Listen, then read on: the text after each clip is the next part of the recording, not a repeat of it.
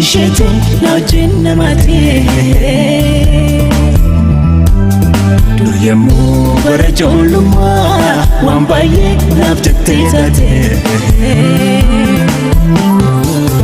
Aske galata nabu wa eke jichara kaba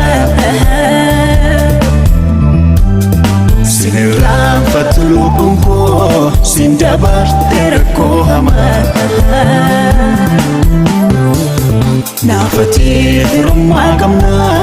kanegan walate fame Arara ketin charome argade wada arume Argade wada arume Argade wada arume Argade wada arume Argade wada arume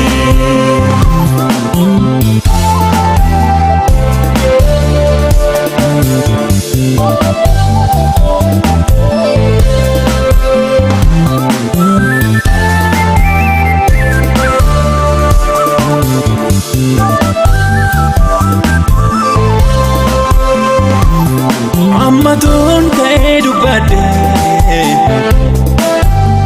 Gargasa salafamona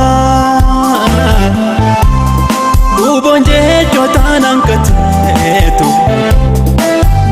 Farse tan argana Onmanke ngola kojira Kanguya dia farota Omori koyon si farse Benyange mebirata fa Olmange ngola kojira Kanguya dia farota Omori koyon si farse Benyange mebirata fa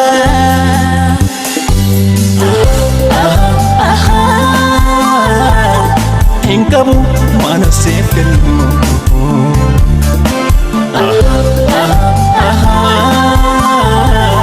Jechiko gochekengetu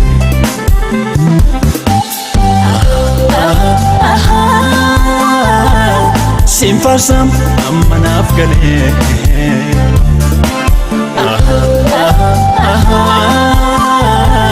Sinama tinadabale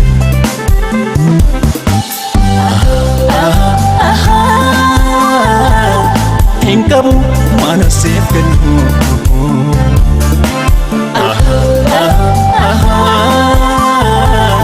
Jechiko gochekengetu La la la la la la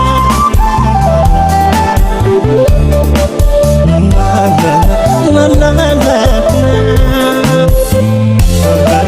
La la la la la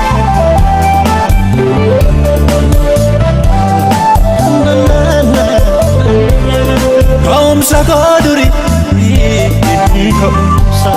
Kaum sakodarati mati Sirramon min kabu wani Fita tera komi Kaum sakoduri Kaum sakodarati mati Sirramon min kabu wani Fita tera komi Ana ambayena fojete Ana katamana matasifte Ana ida kona rakukute Ana fuada mujumaya sete Dagate yomun dagatu ishete najenna mate Duyemu barajoluma wambaye nafjete zate Aske galata nabu wa eke jichara kaba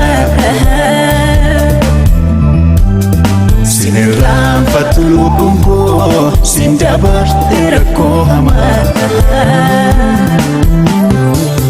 naafatee firummaa qabnaa kan eegan mallatteeffame araaraa keetiin carroomeen argadde waadaa haaromee argadde waadaa haaromee